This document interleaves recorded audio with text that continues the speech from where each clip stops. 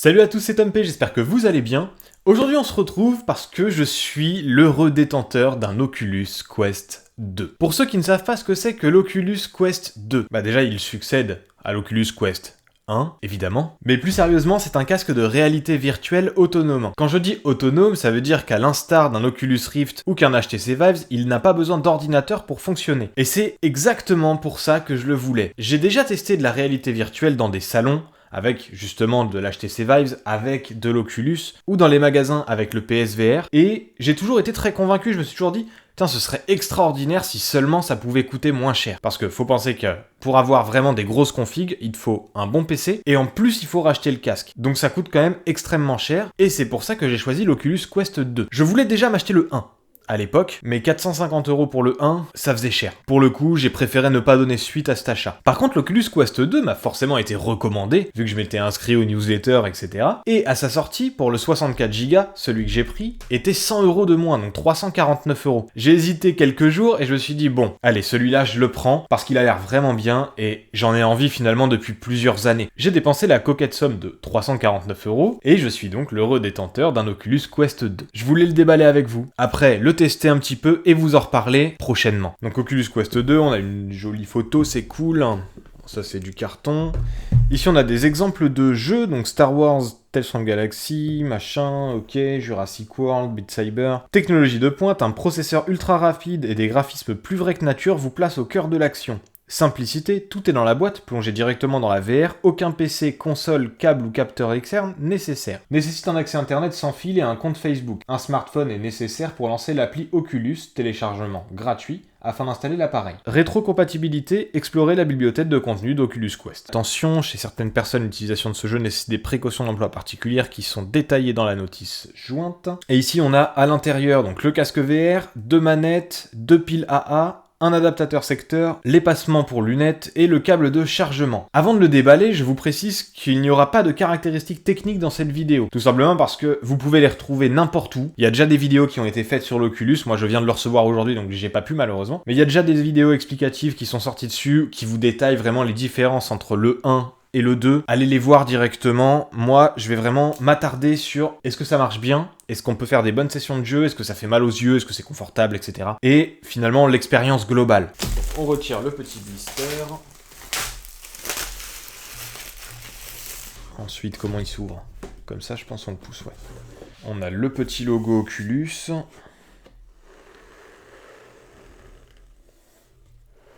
C'est une belle boîte, hein, honnêtement. Alors, par quoi je commence? Je vais le mettre là. On va commencer par ce qu'il y a là-dedans. C'est bien ça. On a ici les guides d'utilisation, etc. Très bien. On a le chargeur qui est USB-C vers USB-C. Ah, il est très léger. Celui de mon téléphone est plus lourd. Ça, on a tout. On a les 2 manettes. Alors c'est marrant parce qu'elles sont blanches, mais c'est pas un blanc pur. Je m'attendais à ce que ce soit un blanc vraiment pur. Vraiment un blanc comme ceci. En fait. Et pas du tout. C'est un blanc un peu grisé. C'est grisé en fait. Alors bon, je suis daltonien, mais pour moi je le vois gris soie. Ça va, elles sont pas très lourdes. Ça a l'air agréable. On a ici le casque qui est pareil, il est grisé. Ouais c'est ça, il est grisé et en fait le dessus est blanc. Alors ça fait un style, franchement j'aime bien, mais c'est pas ce que j'avais vu sur le site. Il me semblait qu'il était tout blanc. Mais bon, c'est pas très dérangeant. Moi ça me dérange pas en tout cas. Et on a le support donc pour les lunettes. Je vais déjà le mettre pour voir ce que ça donne. Ok, globalement, pour l'instant, niveau confort... Alors, je l'ai bien sûr pas encore serré comme il fallait, etc. Là, il est un chouïa trop serré pour moi. Mais globalement, pour l'instant, je suis plutôt convaincu. Hein. Quand on est comme ça et qu'on fait des mouvements... Et quand on fait des mouvements lents, c'est pas dérangeant, il appuie pas. Je trouve ça pas mal. C'est un peu lourd, mais c'est pas pour faire des sessions de jeu comme avec une Play ou comme avec une Xbox. C'est pas fait pour faire 4 heures d'affilée. De toute façon, la batterie, visiblement, tient que entre 2 et 3 heures. Ah non, mais c'est pas blanc, en fait. Putain, j'ai dit... Oh là là, qu'est-ce que je suis nul. C'est pas blanc, c'est juste qu'il y a un petit autocollant de protection qui, lui, est blanc. Mais sinon, non, le casque est gris. Le casque est complètement gris. Maintenant qu'on a vu tout ça, je vais aller le configurer, l'essayer et faire quelques sessions de jeu sur différents jeux. Et je vous en reparle juste après.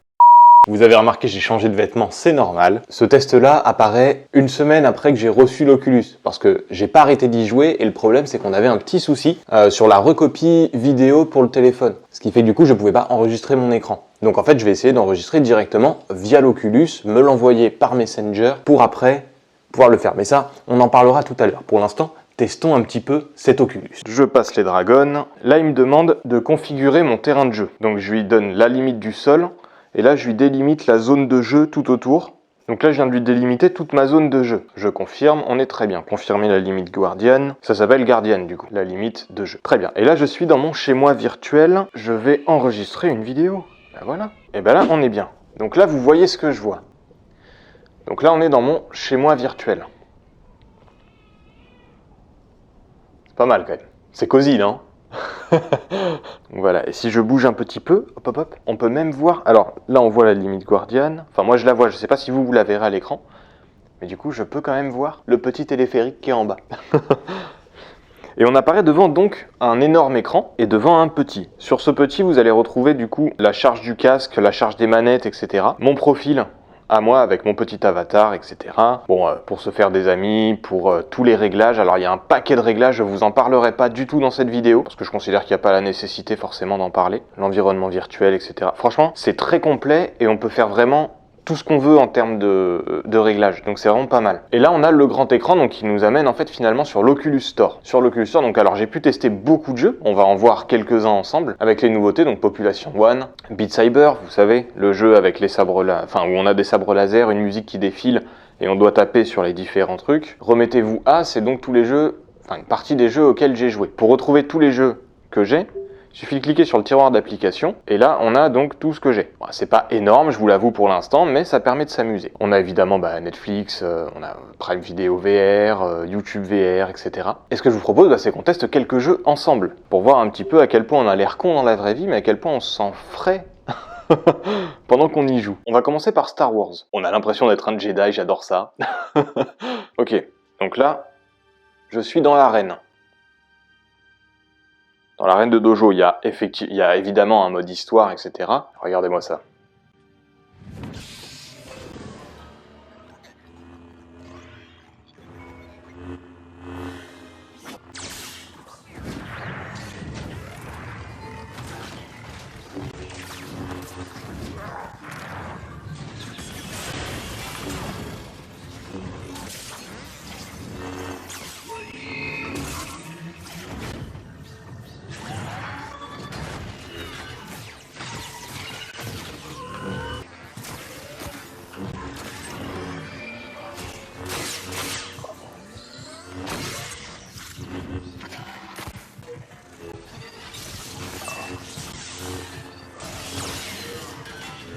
Alors c'est pas évident, surtout parce que c'est le niveau 50 et que évidemment le niveau 50 c'est le plus dur. Par exemple là j'ai perdu. Alors on entend très bien, on a donc un haut-parleur ici et un haut-parleur là. Le fait qu'on ait un haut-parleur en fait d'un côté et de l'autre, il arrive très bien à déterminer là où on est. Il y a un vrai effet stéréo. De temps en temps j'entendais des trucs qui étaient derrière moi et je savais que c'était derrière moi, ou devant ou sur le côté, à droite, à gauche, etc.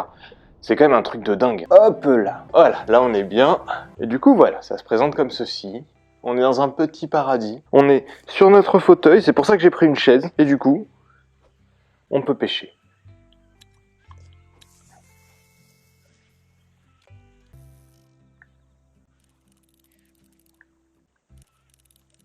Alors c'est vachement plus détendu que Star Wars comme jeu, hein. Hop là. Et donc là, on a pêché notre poisson. Donc si on se ressent, on a bien sûr YouTube VR, où on peut regarder des vidéos en VR, on a Richie's Plank. Et ici, c'est un jeu qui se joue qu'avec les mains. Donc c'est assez intéressant, vu qu'elle a des caméras et des capteurs. Si je sors ici de la limite room scale, là je vous vois. C'est du coup les caméras s'activent pour éviter qu'on se prenne un mur, en fait, tout simplement. Et elles se réactivent une fois qu'on est dedans. Et bon voilà, on va arrêter l'enregistrement et on va retourner dans le studio. On est de retour au studio et vous avez dû le remarquer, j'ai encore changé de t-shirt. Pourquoi est-ce que j'ai encore changé de t-shirt? Tout simplement parce que cette vidéo-là que je suis en train de tourner, cette partie de vidéo arrive un peu plus tard que l'autre. Donc là en fait, si vous avez bien compris, il y a eu une première partie de vidéo qui a été faite un jour, une autre partie qui a été faite un autre jour, et celle-ci qui est faite un troisième jour du coup. Alors pourquoi j'ai décidé de faire comme ça? Tout simplement parce que ça m'a permis d'organiser mes idées, déjà de pouvoir jouer beaucoup plus que si j'avais fait le test tel quel en une seule fois, et ça m'a permis d'organiser mes idées et de tester plus de jeux. Et franchement, tout mon test va être résumé en une seule phrase qui est: l'expérience avec l'Oculus Quest 2 est bluffante. C'est exceptionnel. Pour commencer, sachez que j'y joue quasiment tous les jours. Quand je dis quasiment tous les jours, il y a peut-être 1 ou 2 jours dans la semaine où je fais une pause, mais sinon le restant du temps, j'y joue. Et je vais jusqu'à la décharge complète de l'appareil. Donc j'y joue quand même pas mal. Je vais commencer par les points négatifs et finir par les points positifs. Pourquoi je vais commencer par les points négatifs? Tout simplement parce que je suis convaincu de l'objet, je suis convaincu du produit, ça m'a beaucoup plu et donc j'aimerais partir sur une note assez chaleureuse, assez sympathique. Voilà. Comme point négatif, déjà, le casque, même s'il est plus léger que l'Oculus Quest 1, reste quand même assez lourd. En tout cas, assez lourd pour les petits gabarits. Quand on fait grosso modo ma taille, mon poids, etc., ça va. Franchement, au bout d'un moment, j'arrive à l'oublier complètement, le casque. Mais c'est vrai que quand je l'ai fait tester à Marion, ma femme, qui fait 1m57 pour 57 kg tout mouillé, forcément, c'est un peu plus lourd. Un autre petit point négatif est que l'angle de vision n'est pas monstrueux finalement. Au début on le voit pas quand on est dans les premières expériences parce que c'est vraiment nouveau. Il y a un effet waouh, mais quand on se penche un petit peu plus sur l'angle de vision, on voit quand même que autour de nous ça reste noir et que finalement notre angle de vision, il doit faire ça, à tout casser. Je considère l'autonomie comme un petit peu faible mais suffisante. Donc c'est un point négatif, mais positif également. Je m'explique. Le casque, grosso modo, a 1h30 pendant que je jouais à Star Wars, il a 1h30 d'autonomie. Quand j'ai fait des sessions, de toute façon, et des gros jeux, j'atteignais très difficilement les 1h45. Par contre, quand on visionne du contenu sur Netflix, sur Amazon Prime, sur YouTube, etc., ou même des expériences, mais qui nécessitent pas d'avoir les 2 manettes, tous les capteurs d'enclencher, etc. Dans ce cas-là, je pouvais tenir jusqu'à 2h, 2h30. C'est un point négatif dans le sens où, quand on veut faire des grosses sessions de jeu, malheureusement, on ne peut pas. Et c'est un point positif parce que ça nous évite, en fait, de nous exploser complètement les yeux. Pour ma part, je ne le ressentais pas forcément, mais j'avais quand même une fatigue oculaire qui s'installait. Fait que quand j'enlevais le casque, mine de rien, j'étais quand même content. De plus, les jeux et la communauté sont anglophones, ce qui fait que ça va, j'arrive à me débrouiller parce que je comprends l'anglais. En revanche, je le parle quasiment pas. Ce qui fait que j'arrivais quand même à me faire comprendre et j'arrivais à comprendre ce qu'on me disait. Mais les jeux comme Rec Room, les jeux comme Population One, malheureusement on atteint quand même très vite les limites. Si on n'a pas des potes français, on en trouve difficilement. Les jeux, pareil, il y a des jeux ou des expériences qui sont traduites en français, mais la plupart sont en anglais. Donc je pense que ça va se faire au fur et à mesure, il va y avoir de plus en plus de traductions. Mais pour le moment, c'est un petit peu dommage et c'est vrai que si vous ne comprenez rien du tout à l'anglais, il y a plein de choses que vous ne pourrez pas faire. Certains jeux sont chers, même s'il y a des jeux qui sont gratuits ou à 7, 10, 15 euros. Les bons jeux, les gros jeux coûtent 30, 40, 45 et en général il y a des achats in-apps, donc il y a des achats dans le jeu pour avoir, par exemple, je prends l'exemple de Beat Saber, le jeu coûte 30 euros, mais à chaque fois que vous voulez prendre un add-on, c'est 5 ou 10 balles en plus. Pour moi ça ne justifie pas encore un prix aussi élevé, mais tout ça bien sûr ce n'est que mon avis. L'application Store d'Oculus n'est pas dingue, en tout cas l'application Store d'Oculus sur l'Oculus, parce que l'application Store d'Oculus sur le smartphone est vachement bien, elle est bien pensée et on peut faire des recherches qui sont quand même assez sympathiques. Malheureusement, c'est pas possible de faire les mêmes recherches sur le store d'Oculus, sur l'Oculus. Par exemple, les jeux gratuits, soit c'est moi qui est vraiment nul, mais je n'ai pas trouvé où est-ce qu'il y avait la catégorie gratuit dans les jeux sur l'Oculus Store. Sur l'Oculus Store, sur l'Oculus, je précise, parce que la catégorie gratuit est bien indiquée sur le smartphone. Le casque nécessite obligatoirement pour fonctionner une connexion à Facebook. Il y a eu beaucoup de drama, on va dire, ou de polémiques à ce niveau-là. Personnellement, ça ne me dérange pas dans le sens où j'ai déjà un compte Facebook, donc finalement lier quelque chose avec mon compte Facebook, ça me dérange pas spécialement. C'est vrai que c'est dommage et j'aurais aimé pouvoir me connecter autrement, avec Gmail ou me créer un compte Oculus ou n'importe quoi. Mais c'est vrai que le fait de le lier obligatoirement à un compte Facebook, c'est un peu dérangeant, je pense, pour la plupart des gens qui n'ont pas forcément envie d'être sur les réseaux sociaux. D'autant plus qu'il faut avoir une adresse email valide, sinon son compte n'est pas activé. Et si on supprime son compte, nous n'avons plus accès à nos jeux Oculus. C'est important de le savoir, après vous en faites ce que vous voulez. Et comme dernier point négatif que j'ai pu remarquer, c'est qu'il faut quand même de la place pour jouer. Si vous voulez avoir un Oculus dans un petit appart à Paris de 10 ou 15 mètres carrés, enfin un appart de 10 mètres carrés ça fait quand même peu, mais par exemple, je n'ai pas pu le tester dans mon studio parce que malheureusement j'ai pas assez de place. Alors oui, je peux faire des jeux ou des expériences qui ne nécessitent pas de bouger. Par contre, jouer à Star Wars autour ici dans mon studio, c'est mort. Et il y a beaucoup de jeux qui nécessitent de se déplacer. On lui donne sa limite gardienne, etc. Et il y a beaucoup de jeux où on veut bouger un petit peu pour prendre quelque chose. Malheureusement, quand on n'a pas de place, c'est très compliqué à faire. En ce qui concerne les points positifs maintenant, parce qu'il y en a quand même pas mal, et le premier point positif que j'ai pu apercevoir, c'est que c'est extraordinaire. J'ai pu le faire tester à des amis, j'ai pu le faire tester à ma famille. À chaque fois, c'est dingue. Ils ont tous la même réaction qui est « Waouh !» Là, vraiment, on ne voit presque pas les pixels. Ce serait mentir que dire qu'on les voit pas du tout. Mais ils sont tellement peu visibles qu'on ne s'y attarde pas. Je trouve qu'il est agréable à porter. Alors, il y a eu beaucoup de choses qui ont été dites aussi sur la sangle. Donc, elle est élastique en fait sur les côtés. Et la sangle en haut, c'est simplement un scratch. Il y a eu beaucoup de choses qui ont été dites comme quoi elle était pas confortable, qu'elle tenait pas, etc. Je n'ai pas eu du tout le problème. Au contraire, je trouve qu'elle s'adapte vachement bien, c'est assez facile de la régler. C'est assez facile de la régler, il suffit de tirer en fait les deux trucs ici, ou tout simplement de les remettre quoi. Et franchement, c'est simple à faire. À partir du moment où on l'a sur la tête, on le met bien comme il faut. Ici, on le resserre si on a besoin de le resserrer, etc. Et voilà quoi, il tient très bien. Après, c'est pas un casque qui est voué à passer de tête en tête. C'est un casque qui est quand même personnel finalement. Moi, ça me choque pas du tout et je pense pas que ça nécessite de mettre 50 € de plus pour avoir la sangle, comme sur l'Oculus Quest 1. Les manettes, aussi, on a entendu pas mal de trucs, comme quoi les manettes étaient pas assez réactives, que ça captait moins bien que sur l'Oculus Quest 1 et tout. Alors j'ai vu un test qui avait été fait, je me demande si c'était pas Frandroid qui avait fait ça, qui avait en fait invité une personne en jouant à l'extérieur, un expert de Beat Saber, et qui avait fait du coup le jeu Beat Saber en extérieur, ce que ne préconise pas Oculus. Et même lui disait que franchement, c'était top. Franchement, moi, au niveau de la réactivité des manettes, des capteurs qu'il y a sur les manettes, autour des manettes, etc., c'est vachement bien géré et j'ai pas eu de bug. Vu que l'Oculus est doté de caméras, il est possible de jouer avec ses mains, etc. Là, j'ai eu quelques petits bugs parce qu'on sent que bon bah c'est le début et que forcément de temps en temps, si je mettais pas bien mes mains devant, on les voyait pas bien, il arrivait mal à faire la profondeur, etc. Il y a beaucoup de jeux qui sont gratuits ou à moins de 15 €. Et je trouve ça pas mal parce que ça permet d'avoir des expériences ou des jeux VR qui soient quand même relativement bons. Par exemple, les Star Wars, chaque épisode coûte 7 €. Ça veut dire qu'on a quand même un jeu qui m'a tenu pendant au moins 10 heures, en comptant l'histoire plus le dojo de sabre laser. Donc c'est pas mal, 10 heures pour finalement 20 balles. En termes de rapport qualité-prix, c'est plutôt bon. Surtout que le jeu est plutôt joli, il se renouvelle, l'histoire est sympa. Que demande le peuple?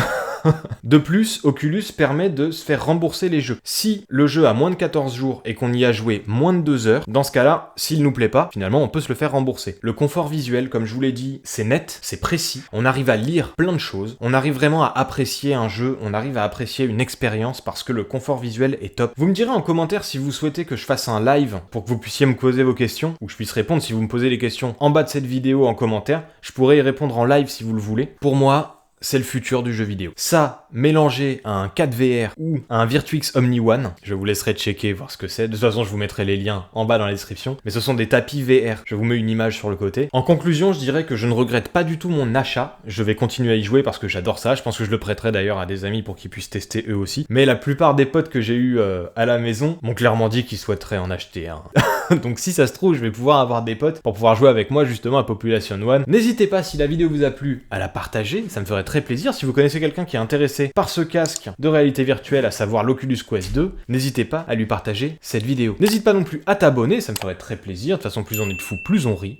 Et c'était Tom P. A plus. Bye.